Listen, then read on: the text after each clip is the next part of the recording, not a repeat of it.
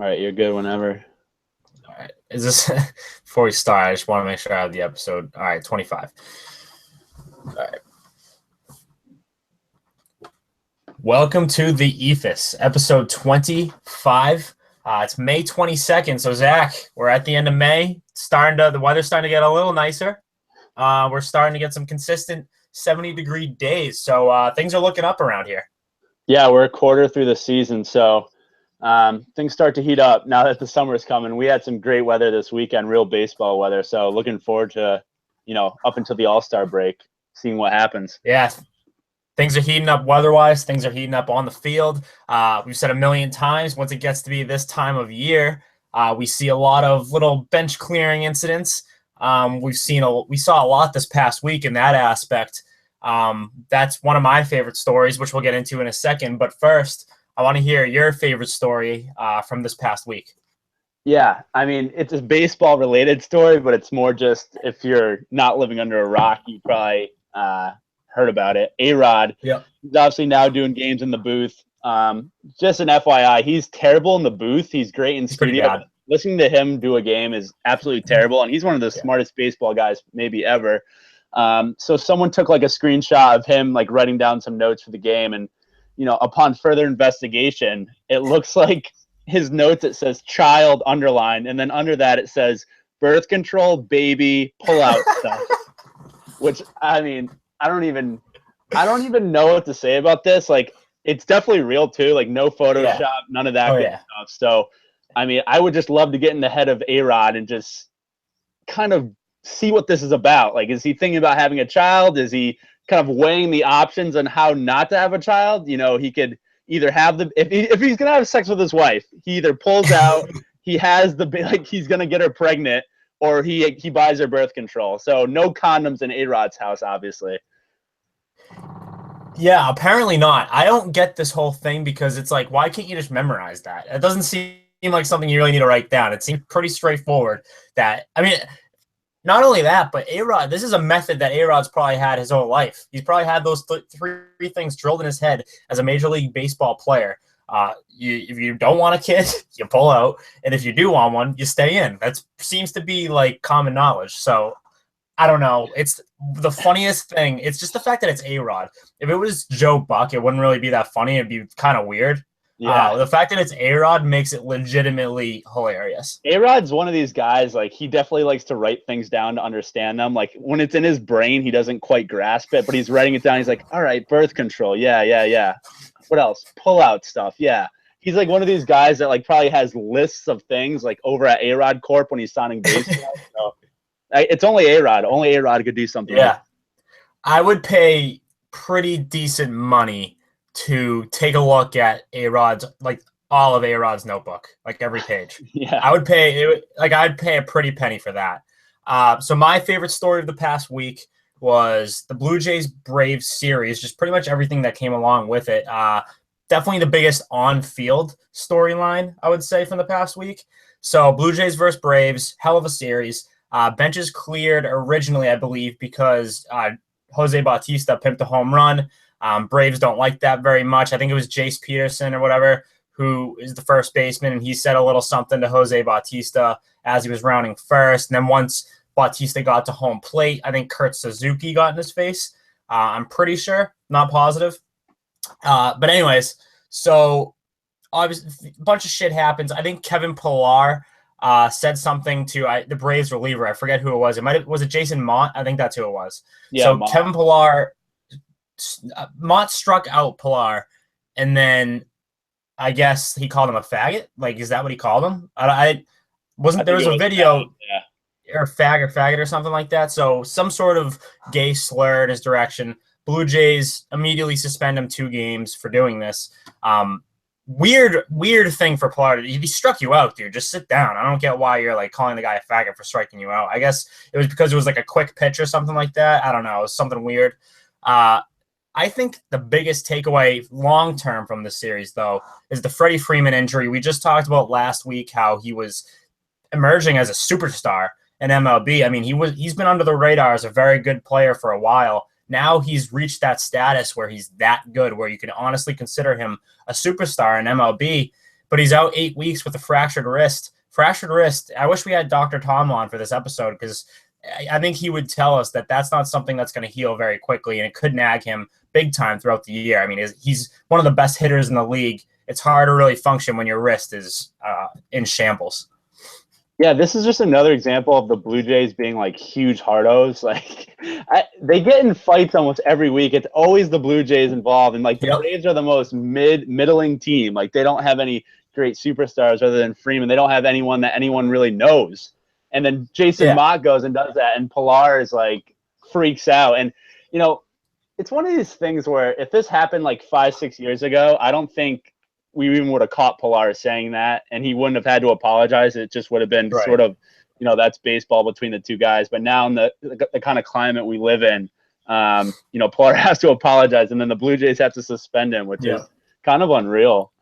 Yeah, it's not only the social climate, it's the fact that social media, there was a video that it just showed him, people were started lip reading. You know what I mean? People looked at his lips and were like, hold on, what is he saying? Oh, he said fag. All right, now everyone spread this video, so he gets suspended. So that's pretty much how it works nowadays. You mentioned how the Blue Jays are just hardos. This stat pretty much sums everything up. 7 Braves batters were hit in this series. 7. I'm pretty sure it was 7. It might have been 8. I'm not sure. It was around that. And only 2 Blue Jays batters were hit. So Blue Jays went full hardo for this series. They're still in last place in the AL East, so I don't know if they have a Napoleon complex right now, just being like at the lowest end of the totem pole. Not only in the AL East, but kind of the American League right now. So that pretty much sums up the Braves Blue Jays series, unless you have anything else to pile on that. No, it was such like a weird series that I didn't even think about until all this stuff happened. So at least it made it, must-watch baseball. Yeah, no one would have any eyes on that if it weren't for all the drama that went down this past week. We mentioned the Freeman injury real quick. Dallas Keuchel, who was the early front runner, I would say, for AL Cy Young, unless you want to throw Chris Sale in the argument, which is something I would do. But Dallas Keuchel hurt. He just got put on the DL with a pinched nerve. Again, that's an injury that it doesn't sound too good, especially for a pitcher. Dr. Tom will be able to tell us a lot more about it. And for those of us who don't know who Dr. Tom is, we keep bringing him up. Just listen to the last episode. I mean, you'll get your full Dr. Tom fix there. But yeah, Dallas Keuchel hurt. Not good for the Red Hot Astros, who still sit atop the AL West right now. Yeah, to your point, this is where we need Dr. Tom, because I have Keuchel on my fantasy team, so I've been digging deep into like what's going on with them, and like if I have to put him on the DL, and it sounds like he's going to start Thursday. So it was almost like a precautionary measure to open up a roster spot for some start they needed. So I know it sounds serious. I don't know if they just made it up to put him on the DL, but it's weird. It sounds like he'll be back. So yeah, Dr. Tom would be helpful here in deeming out what's fake and what's not. Yeah, we don't want to overdo Dr. Tom. Dr. Tom has things to do, so we're not going to have him on every week. I wish we could this week to give us a little injury update for these 2 significant injuries. From this point on, we definitely we're gonna have to maybe cold call him for these injuries just to get real quick takes about them, because pinched nerve, I'm not really sure about. Like you said, it could be precautionary, so who knows. On to a couple more benches clearing incidents involving the Dodgers. The Dodgers were in the middle of everything this week.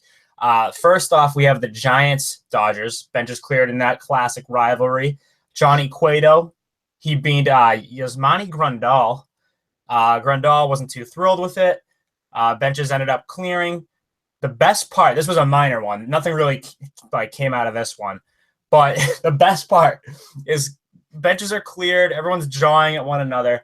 And then you just see Clayton Kershaw just jogging through the middle of everybody, just wants to warm up. He doesn't care about all this drama that's happening. All he wants to do is warm up. Clayton Kershaw is one of the most superstitious players, if not the most superstitious player in the league when it comes to making sure he gets his warm-up pitches, making sure he's on the mound at this time, making sure his first pitch is at this specific time. No one gets in the way of that. So I thought that was the funniest part of that benches clearing incident.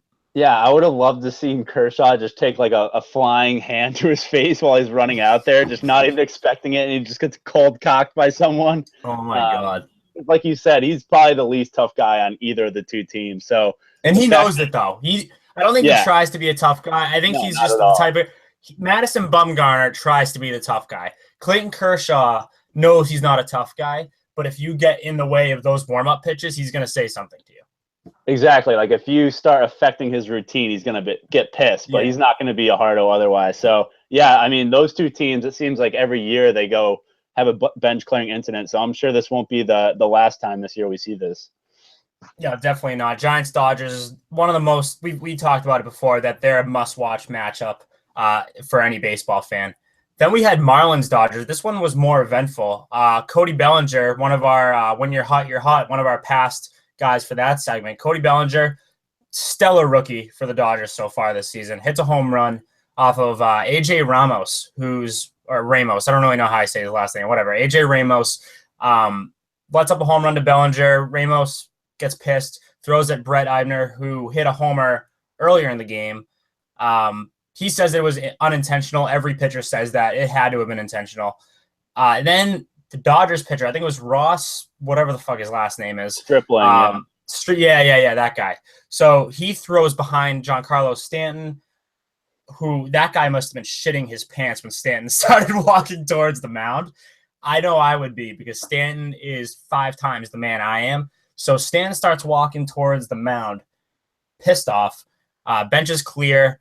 Don Mattingly, manager for the Marlins, former manager for the Dodgers, got right in the middle of things with the Dodgers bench coach, which was definitely the highlight of this incident.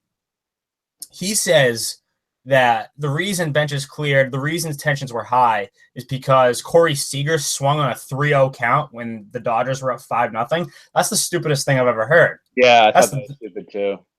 I mean, Corey Seager is going to have the green light on a 3-0 count. Doesn't matter what the score is. So I don't know. But the fact that Mattingly was trying to explain it by saying like, oh, like they have guys swinging 3-0 and they're up 5 runs in the 8th. It's like, dude, the game's not out of reach. They're going to, if they want to get the green light, get the green light. Stop being so shitty, the Marlins. Again, it's like a team like the Blue Jays who they're so sour from the bad start they've had. They just have to start rumbling up trouble to try to fire up their team. It's like almost like a hockey guy getting in a fight. Mattingly just grabbing like the first old guy he could see in that brawl and just kind of like. I love these old guys in the fights. They just grab each other's jerseys and their faces get all red with veins, and then everyone else is like trying to rip the two apart. I just thought it was great. Yeah, I'm a big Mattingly guy. He's just a baseball guy. Like Don Mattingly is one of those types of guys. Obviously, I hate the Yankees because they're the Yankees. Joe Girardi's another one of those types of guys. There's just a bunch of guys around the league. They're just baseball. They're the guys who are going to go out there and start kicking dirt, throwing tantrums. I love those types. Terry Francona, another one. So I could go on forever naming those types of guys. Don Mattingly's right up there in those rankings. I miss Jim Leland. Now that we're talking about those types of guys, I miss Jim Leland. I need him out here for these bench clearing incidents. That's another one of my favorite managers ever, just because that guy was such a hothead. Sticking in the NL West here, we had our first ever Facebook streamed game. It was the Rockies, were the first ever streamed game on Facebook. Facebook is doing this thing. I think it's every Friday. They're going to have one MLB game that they're streaming. So it's good to see. This is my take on it, I guess. It's good to see MLB is starting to figure it out when it comes to social media. Better late than never, I guess. Little fun fact, our site's account was temporarily disabled from Twitter multiple times because we've posted videos to Twitter, just highlights, like shit like that. So now I think MLB is starting to get the point because it's been a year since that's happened. We still post videos and everything on Eephus Pod. You guys can follow us there at Eephus Pod. But we post videos and all that shit, and it's good to see that they're finally figuring out putting their stuff on social media rather than having it exclusively on MLB.com. Yeah, like I don't think they've suspended any accounts for doing that this year. At least I haven't seen people, because usually the tweets will get deleted once you sort of retweet it or whatever. So that's great. Videos, highlights are everywhere now. Everywhere. No one's getting them taken down. It's great because baseball is one of these games where you have 9 innings, you have a 3-hour game. Like, funny shit happens in the stands and like between innings all the time. So being able to really package that content, it just grows your game even more. So people want to tune in and be like, oh, were the benches clear? Like, what weird shit can I see in the stands? Like, stuff like that just makes people want to watch the game. And like you said, Facebook, it's just a good step for them. I mean, a lot of other leagues are doing it. NFL with, streaming on Amazon and Yahoo. So it's great for baseball to sort of, even though it's one day of the week, at least getting some extra eyeballs on the game will be great. Yeah, I think they just finally gave up and said, fuck it, there's too many accounts out there that are tweeting our highlights. To suspend all of them is just absolutely ridiculous.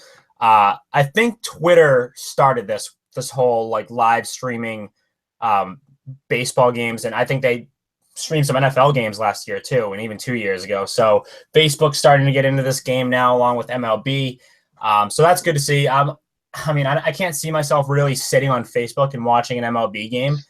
That's just how I am. Maybe if I'm bored, I'll do it on a Friday night. But like for the most part, Friday night's a weird time to do it. Now that I'm really thinking of it, like, I don't know. It just seems strange, but I guess you got to start somewhere. So that was how the deal got done, having it on Fridays. We'll move on to a segment, a panic meter segment. We're at the point of the year where I think a lot of teams are starting to panic a little bit. The end of May is where you start seeing how everything's shaping up in the league.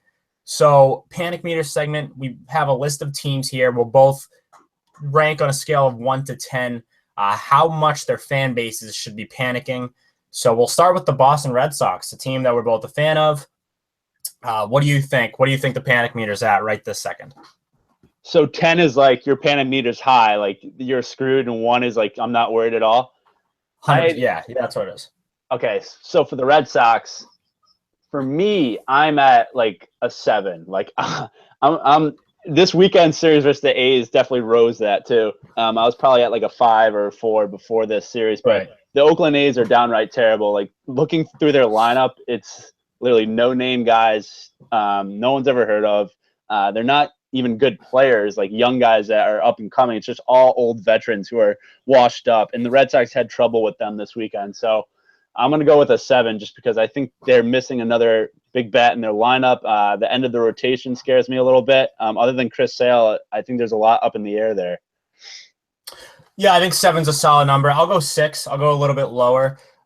They're 4 games out of the AL East, which I didn't even realize they were that close. 4 games is nothing at the end of May. The Yankees, they're 25-16. They started off hot. They're kind of balancing out now. Tanaka's struggling a lot, so you're starting to see that rotation fall apart a little bit anyways. Aaron Judge is slowing down a little, so I think the Red Sox are going to catch up in the division. I think all around the AL is very questionable. You're seeing like the AL Central is a mess. The AL West is kind of weird right now. So I'm not ready to panic completely as a Red Sox fan. You mentioned they do need a big bat in the worst ways. I think they need a big bat more than they need another arm in that rotation. Eduardo Rodriguez has stepped up big time for this team. He's definitely the number 2 right now for the Red Sox. I think Porcello's going to figure it out. He's only had a couple really bad starts. Other than that, he's been okay. David Price coming back, hopefully healthy. I'm not very optimistic about him. But if you are the type who's optimistic, I think you can look at Price and be like, look, that a Price who's at 75% is better than anyone else we're going to be getting from the AAA system. So we'll see how everything goes. I'm at a 6 right now for the Red Sox. So we'll move on to the Chicago Cubs, who are also underperforming right now. You look at that NL Central, you got the Milwaukee Brewers at the top. You got the Cardinals right after them. Then you got the Cubs, who are only 2 games back at 22-20. So what's your meter at for the Cubs? I'd probably go a 5.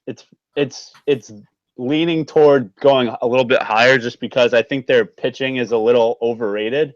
Lester Arrieta's had a bad year. Lackey, I think, is washed up. I have some concerns about their bullpen, not the closer. Wade Davis is lights out. I think they'll start hitting once it gets hot. Wrigley Field, the ball will start flying. But I think the competition is better in their division this year. You got the Brewers who are good. Cardinals are there. Reds are better. Pirates are probably where they were last year. So they're having to actually – some of these teams are actually challenging them with good young talent. So I think it will be a little tougher for the Cubs. And obviously they have a little bit of a hangover from the World Series title last year. So I'll go 5 on the Cubs. So I went one lower than you last time. I'm going to go one higher. I'm a 6 for the Cubs as well. I think they're in a very similar situation as the Red Sox right now. I don't expect the Cubs to miss the postseason or anything like that. I just think the odds of that happening are a little bit higher with how competitive not only the NL Central, but the National League as a whole is. So you know how hard it is to not only win a division, but get a wild card spot in the National League. So the Cubs, I mean, they're going to have, if they don't win that division, if they don't come out on top, because the Brewers, they look legit. The Cardinals, they look legit after a very slow start. The Rockies, Dodgers, all these teams are really good. So to stay in the thick of things and avoid this World Series hangover, it's going to be a little tough for the Cubs. I don't think they miss the postseason, but I mean, there's a good chance. There's a chance that they do based off the competition in the National League. So I'm going 6. We'll move on to the San Francisco Giants. So I'll go with, in terms of panic, I mean, it was probably at a 10 a little earlier, but I would lower it to maybe a 7 now, because they've been hot lately. They're 7-3 in their past 10. I think their rotation's finally coming around. Matt Cain had a good outing after getting shelled his first couple. With the Giants, it's always like, do they have enough offense? Because their pitching will keep them in games. They'll obviously get Bumgarner back in a little while. I just don't know if they have the offense. So I'd still have my panic meter would be pretty high at a 7, but it was at a 10. So there's progress there. So yeah, I'm still high on that meter. I'm going 9. It probably was a 10 before too. Yes, they have this little hot streak, which lowered it from a 10 to a 9 for me. I mean, I think they're screwed, honestly. The NL West is too good. The National League, as I was just talking about before with the Cubs, is too good. The Giants, they just don't stand a chance in the National League this season. They're 19-26 right now, which is already 9 games back in the NL West. So I think they came out way too slow out the gate, and I think they screwed themselves over for the rest of the season. So yeah, I'm giving them a 9. The Toronto Blue Jays.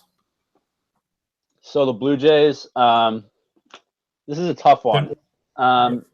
Just because I didn't think they were that talented coming into the season. I think Encarnacion was a big loss. Obviously, they've been good the last couple of years, but their reign is a little bit over. So panic meter, I'll go with a 6, just because I didn't expect them to be that good. So, what they are right now is sort of where I thought they would be. They're sort of a middle-of-the-road team. They're 5-5 in their last 10. So it depends what your expectations are here. So I would go a 6 based on my expectations to start the season for the Blue Jays.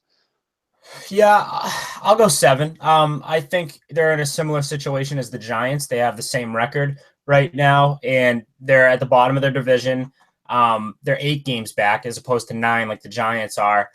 The Blue Jays, I can't wrap my head around this team. I had them as a wild card team before the season, and now it just seems like they're not a competitive. Like 1 week, I'm like, oh, they actually have a chance. The next week, I'm like, oh, they're not that great. So they're very inconsistent. I'll give them a 7 because I do think they have a shot in the AL East to at least crack a wild card spot. It's still very early, but the odds of that are pretty slim at this point. So I'll go 7. We'll go next, the Cleveland Indians. Yeah, so I'm gonna go. My panic meter with the Indians is at a 2. Like I think they're gonna be fine. Very low. They started the season a little slow, but that's what happens when you play in the World Series, whether you win or lose. And the Indians did blow a 3-1 series lead to the Cubs. So they were a little shook, I think. Encarnacion's struggle to start the season. He's starting to heat up. Their pitching staff is probably the best in the AL. You just look, their bullpen and starters. So I'm going to go with a 2 in terms of panic on the Indians. Yeah, 1, 2 in that area for panic meter. I'm not worried about the Indians at all. The AL Central is so strange this year, but regardless, the Indians have found a way to sit atop it right now, along with the Minnesota Twins, which is insane. I would have never predicted that before this season, but whatever. We'll go next with the New York Mets. Yeah, I mean, if you talk to any Mets fan, they'd probably say a 10, like over a 10. Yeah. Some of them have canceled the season, so I'd probably go with an 8 or 9 for the Mets. I just don't think they're very good at all. Yeah, that pretty much sums it up perfectly. I'll go 10. They're fucked. So that pitching staff is decimated.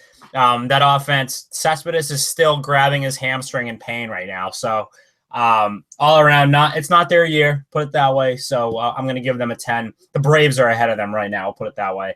Yeah. So the Rangers are next, the Texas Rangers. They're very hot right now. They just won 10 straight and then lost their not last game, but the game before that. So yeah, I'm similar to the Indians. I'll go 1 or 2 just because, like you said, they've been wicked hot. They're going to get Cole Hamels back in a couple of weeks here. He'll give them a good outing every time he takes the bump. So I'm going to go the 1 or 2 with the Rangers. I think they'll be fine. I was so low on the Rangers before they got on this hot streak. I really just don't see them as that great of a team. They won 95 games, I think, last season. I still just don't think they're that good. It's just so strange to me that they continue to win games. But that being said, the panic meter is significantly lower than it was before this streak. So I want to be middle of the road here. I'm going to go 5. So they're 24-21 right now. They're 5.5 games out behind the Astros. This is their chance to capitalize on Keuchel's injury and kind of gain a little bit of ground in that division. Maybe they're a wild card team this year, but then you got to look at the rest of the AL. There's other teams that are just better, in my opinion. I don't know. They're kind of just a whatever team to me, so I'll go 5. Yeah, there's so many middle of the road teams. It's like, yeah. Next, we'll go with the Pittsburgh Pirates. Yeah, I mean, I don't know what your expectations were for the Pirates, but I thought they had a good young nucleus, especially their lineup. I mean, if you just put the guys on paper coming into the year, like, oh, this team is going to score a boatload of runs. They have their ace in Garrett Cole. Obviously, after that, they don't have much in terms of starting rotation. They've played a little better lately, but they're 20-24. They're 5 games out, which is not a ton in the NL Central. They're one of these teams that'll just stick around for the second wild card spot. But in terms of my expectations, my panic meter would be at a 7 for them, just because I thought their offense would be a lot better than it is coming into this year. I'm going to go 8. I'm worried about the Pirates. That NL Central is looking really good. The Pirates are definitely at the low. I mean, they're in last place. They're definitely at the low end of the totem pole there. I think I said this before. It's kind of just a bad omen for the Pirates that Starling Marte's out 80 games with a suspension for steroids. So you got that combined with the fact that Tyler Glasnow was supposed to be an NL Rookie of the Year candidate this year. He's nowhere to be found. He's not very good at all. Garrett Cole, I've never been high on. Andrew McCutcheon's shift to right field hasn't made him like a much better player. So the Pittsburgh Pirates, I think they'll finish ahead of the Reds in that division, but I think they're definitely not a team that I think is going to make any moves this season. I'm going to have them as an 8 on the panic meter. I think they're entering rebuilding mode. I really think that. I think the Pirates are heading towards that type of mode because it could be a seller at the deadline for sure. Absolutely. I think they're getting to that point where they got to start thinking about the future. How are we going to compete with these really high-power teams in our division? Not just the National League, but the division alone is looking fantastic right now. Next up, we got the Kansas City Royals. Kansas City Royals, I mean, I can't figure this team out. Obviously, they have a lot of contracts up at the end of the year, so it'll be interesting to see who they decide to re-sign. I mean, right now, they're 7 games under 500. They've played a little better lately. They're a terrible road team, which is kind of surprising because they're built on pitching and sort of taking extra bases. So usually that carries onto the road. So that's been a little bit surprising. But in terms of Kansas City, I mean, they beat the Mets in the World Series a couple years ago. So I panic meter for them is at an 8. I just don't. They might be in rebuilding mode, similar to the Pirates. Yeah, absolutely. They got a bunch of guys in contract years. You got Moustakas, who I would put money on to be moved at the deadline, along with Hosmer. I believe Alcides Escobar is in a contract year. I think is too. Yeah, so all these guys are in contract years. Royals aren't really competing right now. I don't know who really. I didn't enter the season with high expectations, so I'm not going to be like, oh, the panic meters are a 10. Because when I think panic, I think of high expectations, not living up to those expectations. But as a Royals fan, I guess I'm at like a 9 right now, just because I know that they're not going to compete this year, and I don't know. The future isn't certain for the Royals right now. They could be a really, really bad team if they don't do this rebuild right. So, yeah, I'm at a 9 for the Royals. Lastly, you got the LA Angels. What do you think of them? Yeah, I mean, coming into the year, I thought they'd be a 500 team, and that's what they're at right now. I mean, So my panic meter for the Angels is a 0, just because they are what I thought they were going to be. So okay. I don't think they're better or worse than 500. So I think they're right where they want to be. Not we're right where they want to be, but right where I thought they'd be. Yeah. They're meeting expectations right now. I don't think anyone outside of the people who just throw out hot takes really thought they were going to win the division or anything like that. I mean, their pitching staff is nothing to write home about. Their hitting's inconsistent outside of Mike Trout. So with your take though is that they're a 500 team, maybe even a little less than that. So they might even be exceeding expectations at least in my mind. So I'll give them like a 2 because I just don't think I don't think they're going anywhere. But I mean, at the same time, no one really expected them to. So I'll go with like a 2 for the Angels. So that's panic meter segment. We might check back in on that, like maybe say the All-Star break or trade deadline, see which teams have kind of went lower on that meter, went higher, maybe if new teams come into play, teams that are exceeding right now, and then blow up by that time All-Star break or the trade deadline comes around. We'll move on to buy or sell. So I have 5 things in front of me that we're either going to buy them or sell them, just predictions, things that are going to happen throughout the year, things that are going to happen at the end of the year. You have 5 things as well, so we'll do that afterwards. I'll start with my 5. My first one is Bryce Harper wins the NL MVP award this year. Can we pause for a second? I have to take this work call real quick. Can I just take it? No worries. Yeah. Can I? Yeah, absolutely. All right. Yeah. You can stay on the line. Okay. I just got to take this real quick. Yeah, no problem.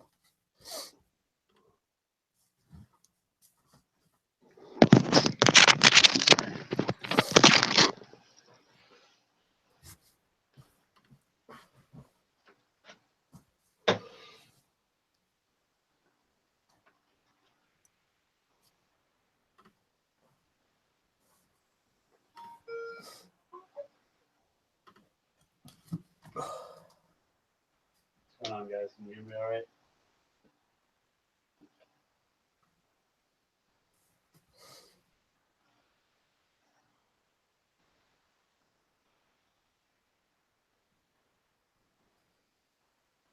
Oh, really?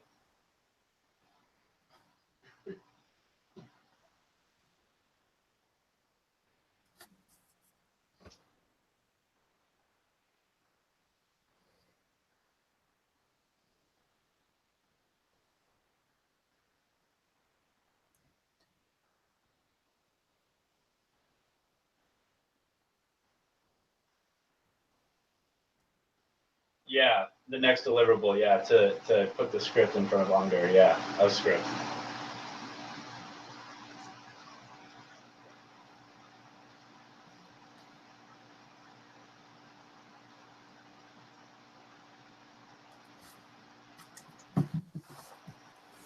Mark.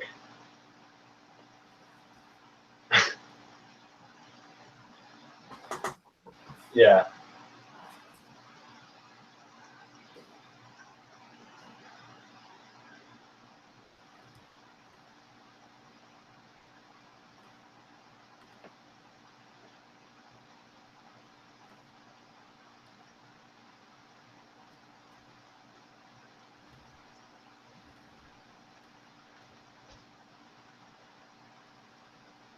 Yep, the 3 reachers and grabbers scripts and the 2 Unger and Unger Pro scripts are due on Thursday of this week.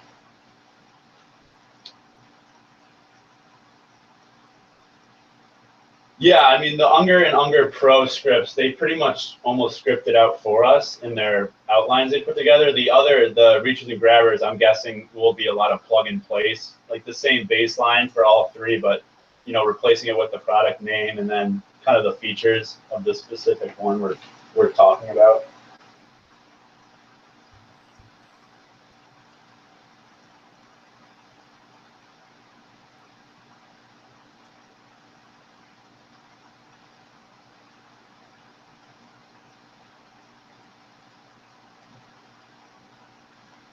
Yeah, what do you mean in terms of discovery notes?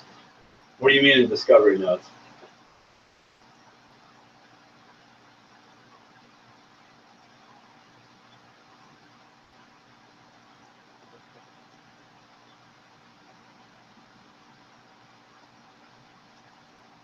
No, everything's been through me. So everything I've sent Eddie and Unger is from me, through me, I guess. So there hasn't been any like direct conversations between them in like a long, long time.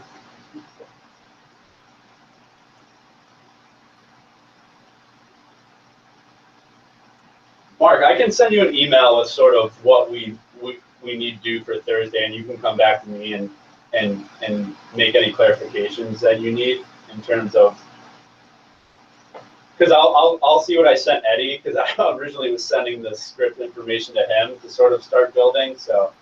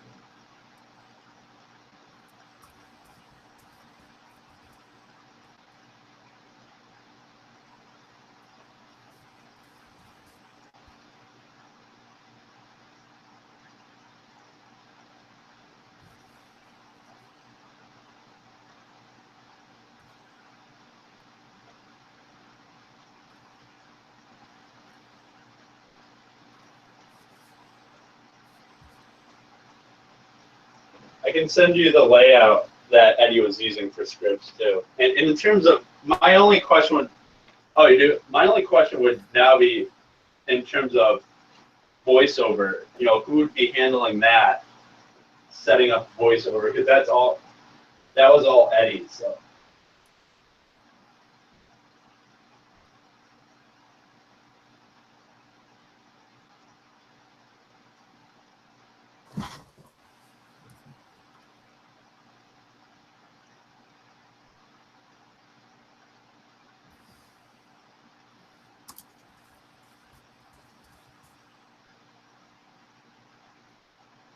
yeah, I mean we have the voiceover talent. It's just in terms of coordinating the scripts with them. We have the voices they want.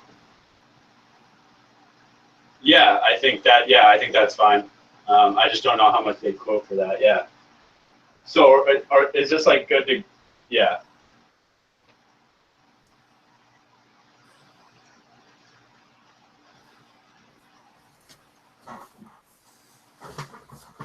Yeah.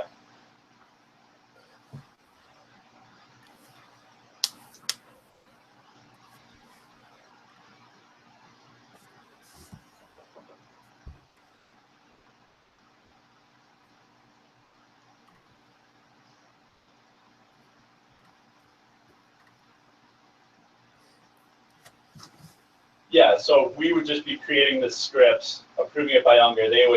We would then pass them the script, they would coordinate the voiceover and any music selections and edit the videos.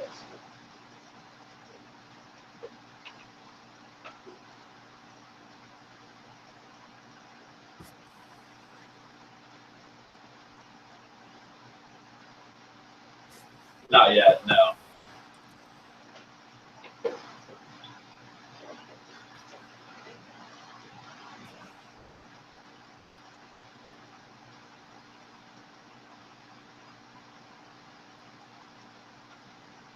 The scope, yeah, of what Eddie was looking at for the voiceover coordinating.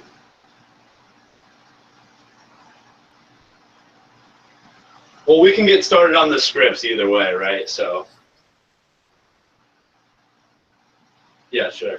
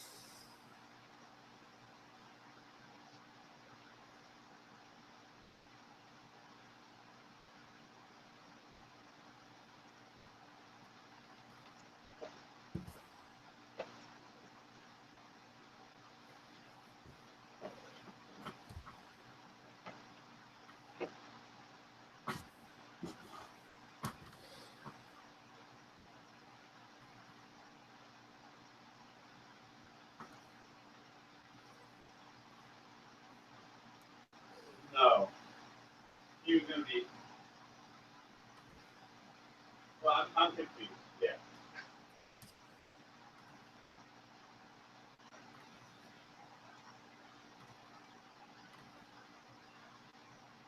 Yeah, I think Eddie bidded on it, knowing what Arias was going to bid on it in terms of amount. So.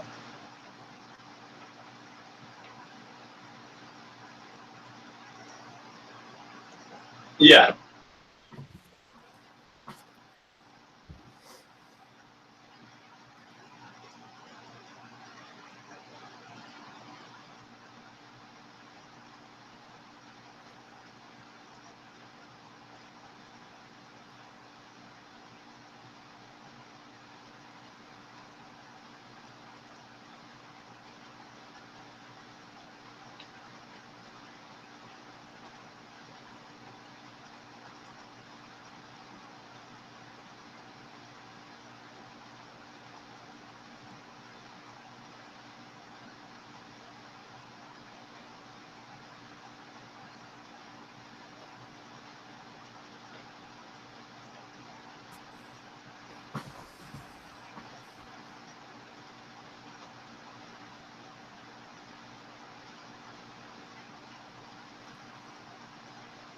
I'll send you the information too, Mark, that I sent to Eddie.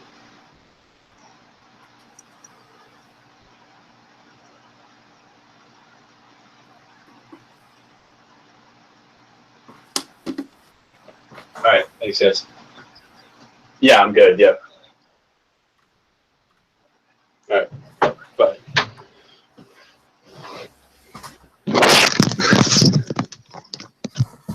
Sorry about that. All right. So where were we? Bryce Harper. Yeah, just start off with just Bryce. I think that's the first one. Bryce Harper wins NL MVP for buy or sell. Okay. Do you want to ask it again, or just... yeah, that's fine. I can ask it. All right. So the first one we got here is Bryce Harper wins the NL MVP award this season. So I'm gonna sell it. Okay. I think Bryce Harper is gonna struggle. Like you said, he always has a great April and May, but he's not as great after that. So I think someone else is gonna win it. And I think people are just tired of hearing of Bryce Harper. They want new and exciting players coming up. So I'm gonna sell Bryce Harper being NL MVP. How about you? I'm so glad you said that. I'm obviously selling as well because of the whole rant I had last week about how Bryce Harper has this. He has an NL MVP season under his belt, but he's just good in April and May, and we have to see what he does for the rest of the year. It's very questionable. It's up in the air right now. So I'm going to sell it. However, I can honestly say I have no idea who would win it this season if it's not him as of right now. I'm not going to say it's Ryan Zimmerman because what Ryan Zimmerman's doing right now is not going to last throughout the season. So I really don't know. I'm selling it because I have to stick to my guns.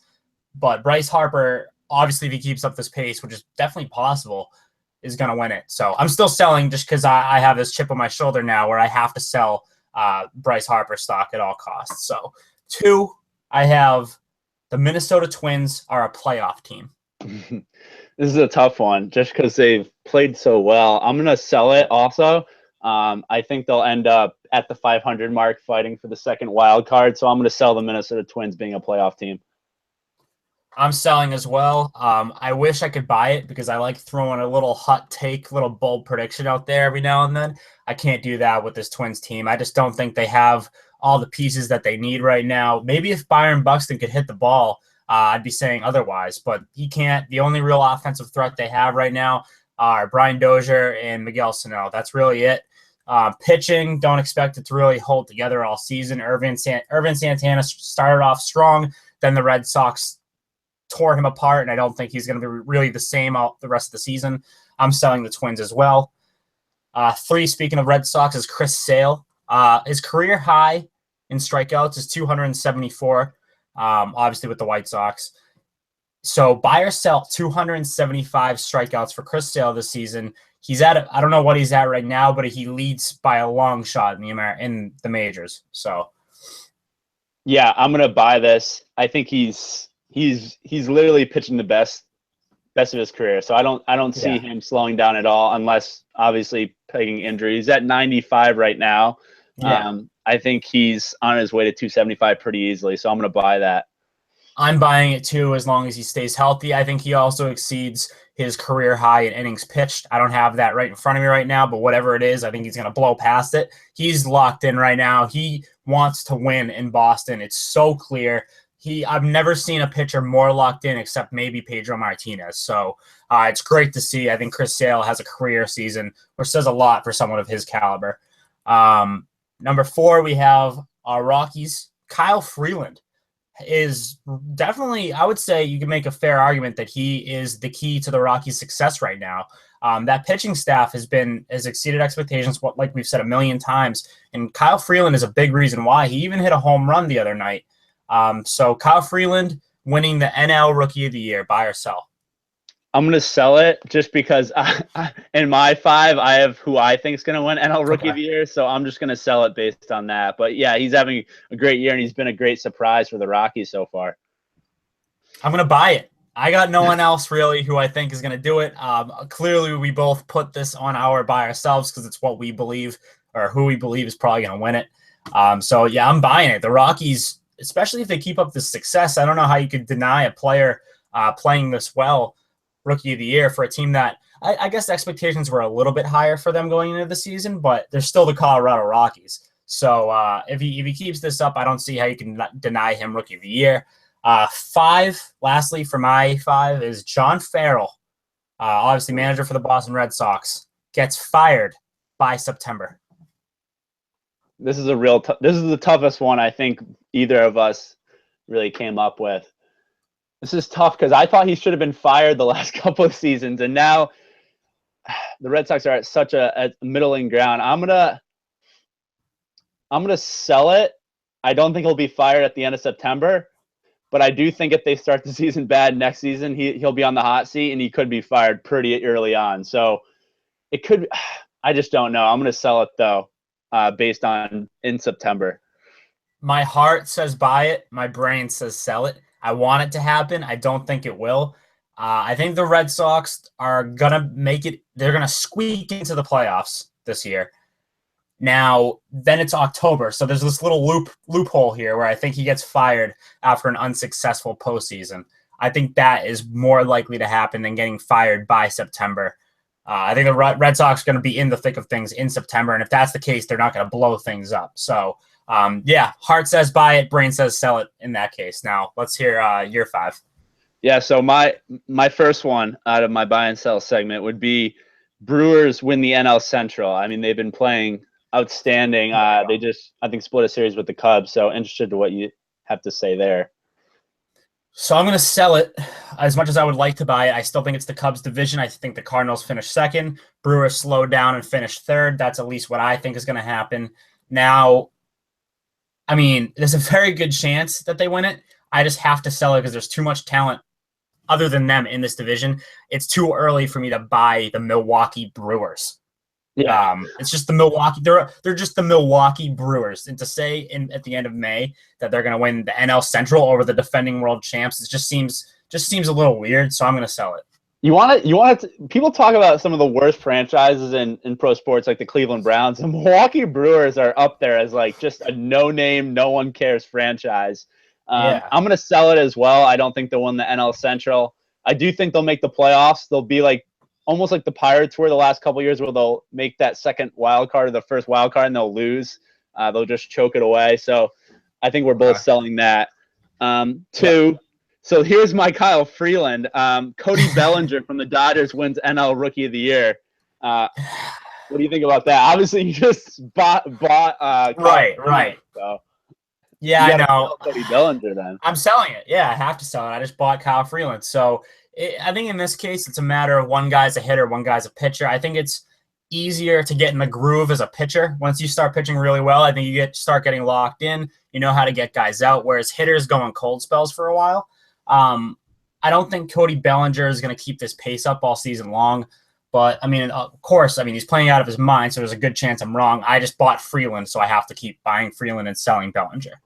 Yeah, I'm going to buy Cody Bellinger just because it's the Dodgers factor. It's the LA. He's in the limelight. He's on Sunday Night Baseball while our Rockies get no fucking respect in MLB. None. And I'm sick of it. None. So I know. Kyle It Freeland's sucks. not going to get any respect. We got the Dodgers on ESPN while the fucking Rockies are playing on Facebook. that sums it up. That literally sums up the relationship between those two teams. So it's insane. Got to keep fighting those stereotypes. But yeah, once we get the Rockies off Facebook, they'll be good. So 3. We got Mark Zuckerberg broadcasting fucking Rockies games, and then we got the Dodgers and the Giants, the 3rd and 4th place teams or whatever they are right now in the division on ESPN. It's insane. So it's hilarious. Yeah, it's unreal. And given that fact, I think Bellinger will win based on that. Okay, I think the White Sox are going to be a seller at the deadline. So I'm going to say both Jose Quintana and Tim Frazier are traded. Both of them are traded at the deadline. Are you Todd Frazier? I think you've done this Tim Frazier thing by accident before. So I think like at the end of the season, what I'm going to do is I'm going to have a montage of all the times you've said Tim Frazier. But I get what you're saying. Todd Frazier and Quintana traded at the deadline, or just traded at the deadline, both of them. So I've already seen rumblings around Tim Frazier. I've already seen rumblings. Actually, the Red Sox are kind of saying they want him right now, or they're interested anyways, which that would suck. Just speaking from a Red Sox fan perspective, I don't want Todd Frazier on this team. I think he's gone. I don't think there's any place for him on that team. He just seems like the odd man out. I'm going to sell it, though. I think they're going to be stubborn and keep Quintana. I think their asking price is going to be too high. Quintana is an outstanding pitcher. I just think the White Sox think he's better than he is, and they're going to ask for a lot more prospects, just a lot more pieces. I don't think they're going to be able to get a deal done there. I'm going to sell it. I think Frazier gets moved and not Quintana. I'm going to buy it just because I think what you said on Frazier is spot on. He's going to be out the door, whether that be at the Red Sox or another team. And I think Quintana has been talked about being traded these past couple of deadlines, and he hasn't gone. He's got such a team-friendly contract. I think some team is gonna really put up some of their best prospects to get him and sort of move forward in a playoff race. And also, I mean, you saw what the Red Sox had to give up to get Chris Sale, to give up Moncada and Kopech. Moncada is the top prospect in baseball. Quintana is obviously not Chris Sale, but the White Sox won't settle for anything less than top dollar for their pitchers. So I think some team is going to come in and blow them away, so I'll buy that. I can see it. We were talking about, obviously, Mattingly with the Marlins earlier. How about, do you think he gets fired this season just because they've played so bad? I know they've had injuries. They've had the Jose Fernandez thing last season. He sort of gets a pass, but they are playing some of the worst baseball, and they have more talent than what they're putting on the field right now. You know what? I mean, I'm so far removed from like the Marlins and what's going on around that team. You know what I mean? Like, but from an outsider's perspective, I don't see how you can sell this. I think I have to buy Mattingly getting fired. The Marlins are this team that year after year, they have the talent. I mean, you look at the team on paper, even without Fernandez, and you're like, this team could compete for a wild card spot. I'm not saying they're a lock to get a wild card spot, but at least compete. And right in this season, they have not competed. So I got to buy this. I think Don Mattingly is going to be out at the managerial position by the end of the season. Yeah, I'm going to buy it as well. I think he's done. He's sort of kind of run his pace as a manager. I mean, he had it with the Dodgers. He hasn't been able to turn around the Marlins for the talent they have, so I think he'll be out at the season. I think with the new ownership coming in, I think it's Bush and Jeter. I think they might want one of their own guys in there too. Obviously, Mattingly and Jeter are Yankees, but someone new.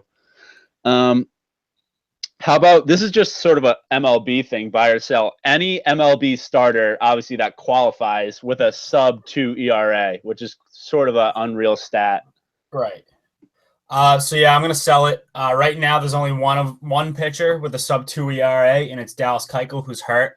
I think eventually he's going to hover over 2. I say Dallas Keuchel is probably going to end up in like the 240, 250 range, which puts the next guy I would say would even be close to that. It was Clayton Kershaw, obviously, because he's always around that. I think he's going to be over. I think he'll probably be around like 220 or something like that. I can't see it happening. The other guys on this list in front of me who could kind of make anything out of it is Mike Leake. Mike Leake's at a 2.03 ERA right now. That's not going to last. Jason Vargas, same thing.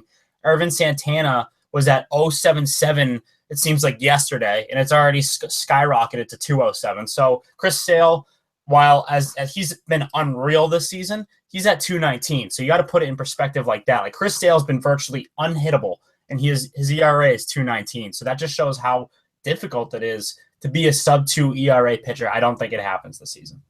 I'm going to buy it, and it's going to be Clayton Kershaw. I think he struggled to start the season, so I think he's going to start figuring it out and really having some great complete game outings and really lowering that ERA. So I think he'll finish the season sub-2 when it's all said and done. So that's my last buy and sell.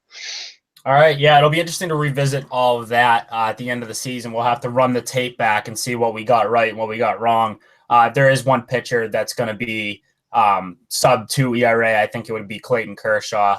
I don't think anyone else is really going to be hovering around the 2 number once we hit the end of September. So definitely interesting stuff there. Clayton Kershaw, absolute stud. But we got some guys who are straight up duds. We're going to move on to our dud segment, duds of the week. As always, we got that. We got Don't Call It a Comeback. And then we got When You're Hot to wrap up this show. All right, duds of the week, Zach. You're up first. Who's your dud? All right. My dud of the week. I feel like this guy's a dud on and off the field, which is you don't find too often. I mean, most of the duds we bring up, like John Jaso last week, he probably slays off the field. Like he's got the whole pirate vibe. Oh yeah. Oh, Jaso slays. Yeah. This guy is a complete doofus. This guy is a complete doofus. And I got a little closer look at him with the Red Sox in town this weekend. Adam Rosales from the A's, shortstop. Clown, like an absolute clown boy. He's hitting .091 in his last 7 games. He's like I only know Adam Rosales because he sprints when he hits a home run. He literally sprints around the bases with his high socks. He's built like a player from the 1920s, so he's just such a clown. Adam Rosales, you're my dud of the week. So I'm a big MLB The Show guy, and the way I know Adam Rosales is he's the guy I blow away with fastballs. Like it's like the guy's stats are at 0, all the guy's attributes are at 0. Like that's what I think. I see Adam Rosales coming to the plate, and I go, all right, this is easy. So that's a good pick. My pick is Masahiro Tanaka. I mean, this guy's getting fucking shelled. I don't know. All right, so I think a lot of it has to do with Sanchez coming back. Honestly, Gary Sanchez. I saw a very eye-opening stat that when Gary Sanchez calls games when Tanaka's on the mound, Tanaka's ERA is like 14. And then when it's, what's his name? Austin Romine. I think it's Austin Romine. There's 2 Romines. One's Andrew, one's Austin. It gets me all fucked up. The Romine. I think it was Austin Romine when he's behind the plate for Tanaka. Tanaka's ERA is like 2. So definitely a significant difference there. Masahiro Tanaka, though, still my dud of the week. He needs to figure it out. I think it's at the point where the Yankees they're wondering what the hell's going on with Tanaka. Is it mechanical issues? They don't know right now. And if Tanaka falls, the Yankees fall. So they need Tanaka to succeed. He's my dud. He's my dud of the week. Can I have an honorable mention here?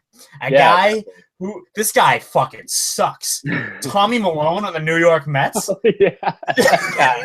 That guy is dog shit, dude. He's a fucking just look at him. Just look at him. That's all you have to do. Tommy Malone, dud. So those are I guess I have 2 duds of the week, mainly Tanaka, but Malone's ERA is like 7.50, and he just looks like a dud. So the thing I hate about Tanaka is like I watched that game versus the Rays, and he'll give up bombs, and he'll just be straight faced, like no emotion. Like John Lackey would be cursing into his glove, like ripping his glove apart like a junkyard dog. Tanaka's standing there like nothing is going on. I would love to see some emotion out of that guy. He's just insane. Blah. He like has kind of a sad face. Like he doesn't get mad. I think Tanaka gets sad. Yeah. Exactly. It's like he like lost his like puppy or something. That's how he looks every time he lets up a bomb. Exactly. So now we got Don't Call It a Comeback. I'll go first for this one. I can't even say it without laughing. My Don't Call It a Comeback this week is meant in like a literal sense. Like, please don't call it a comeback because he's not coming back. Same guy I had last week is Eric Gagne. Pitched 3 1/3, and then for the Long Island Ducks, and then he called off to come back. He said, I'm not coming back. He changed his mind. He gave up. So Eric Gagne, literally don't call it a comeback because he's not calling it. He's not coming back. That sounds like when you go to the gym in January to try to get back in shape after the winter, and you're just like, I'm done. Like I think I'm done doing it. So that's what Eric. It's like I think in the middle of his outing, he looked at his uniform and saw Long Island Ducks and was like, "What the fuck am I doing?" And then he was like, "I'm out." See you later. He just left mid game like Kenny Powers. Yeah. So that's my literally don't call it a comeback. Yeah, well, my don't call it a comeback is, I guess it's not really a comeback. You trashed this guy a couple of weeks ago, and he's been playing well lately. So okay, I think he's really bounced back after you trashed him. Devin Travis from the Blue Jays. Yeah. I figured that was going to be yours. Yeah, he's hitting 542 in his last 7 games. I mean, the guy is starting to live up to his name. Obviously, it's a small sample size, but you really went to town on him a couple of weeks ago. So he must have heard it, and it really drove him. So congrats to you. You can take some credit there. I think I can, honestly, because there's this thing that happens with me where I say something, like if I trash a guy, they go off, and when I say a guy is doing really well, they disappear. So it's the Justin curse. It happens. It's real. So yeah, Devin Travis, a guy who I thought really was going to break out this year and didn't live up to it. I trashed him. And as soon as that happened, it seems like he snapped out of it. So good for him, I guess. So yeah, don't call it a comeback. Lastly, let's move on to when you're hot, you're hot. Zach, I'll let you go first. Who you got? Yeah, this guy's been hot, but it's more importantly, I love to see him hit. Justin Bour from the Marlins. Okay. He's homered in 4 out of his last 7 games, and he has a swing I would literally pay for. Like, in MLB The Show, you can create a player and have their swing, and you would always try to make it guy when you're playing with your friends. Justin Bour is a swing I would love to have. Just that lefty power, he just yokes the ball. Like, that's the word I could use to describe it. He hit a home run off Kenley Jansen the other day. Yeah. Opposite field, absolute seed. Not easy to do. Not easy to do at all. 94 at his eyes, and he just hit it the opposite field. So Justin Bour is my when you're hot, you're hot. All right, that's a good pick. My pick is Eephus Garcia. 2 homers, 6 RBIs against the Seattle Mariners on Saturday. Not only that, though, he is killing it this season. His OPS is close to 1,000. A guy with a ton of pop who, everyone expected to be decent, never was even close to decent up until this season. He's never really been he got moved from the Tigers to the White Sox. A lot of people think that's because he fucked Prince Fielder's wife. Who knows if that's actually true, but whatever happened there happened, and he got moved to the White Sox, and he's doing pretty well right now. A quick little note on that. The White Sox have 3 outfielders with the last name Garcia. Awesome stuff. If you can't win games, you got to have little things like that to kind of keep people tuning in. Awesome stuff. Yeah, people called Aviciel like young Miggy. Like, they thought he was when he was at the Tigers, they thought he was gonna be the next Miguel Cabrera. So he's finally living up to that name. And yeah, I watched some of the highlights of some White Sox games over the weekend, and Hawk Harrelson, the old announcer they have there, he's just naming Garcia. Like, there's 4 Garcias in the outfield and like 3 Sanchez's. He doesn't even know their first names. He's like, Sanchez, Garcia. Just awesome. It's like old guy. Yeah. I'm not a Hawk Harrelson guy, but when he gets into those little moments, it's always a pleasure to tune into. A couple other guys that I think you could really make a good case for this segment are JD Martinez, who's been on a tear for the Detroit Tigers this week, and then Corey Dickerson, who it seems like we've posted about like 5 times on our Eephus Twitter account. You guys can all follow that on @EephusPod. So those are a couple honorable mentions. Zach, that wraps up the show. You got anything else you want to touch on? No, man. Interested to see how a couple teams perform in the next couple of weeks. Should be great. Absolutely. So we'll wrap it up there. Like us on Facebook. As I said, follow us on Twitter @EephusPod, and subscribe on iTunes. Leave a review. The funniest 5-star reviews get mentioned on the podcast. Leave a voicemail, 978-294-9333. We'll discuss whatever you want to talk about in the voicemail. You get featured in the show. So, Zach, we'll leave it at that. We will see you guys later. Peace.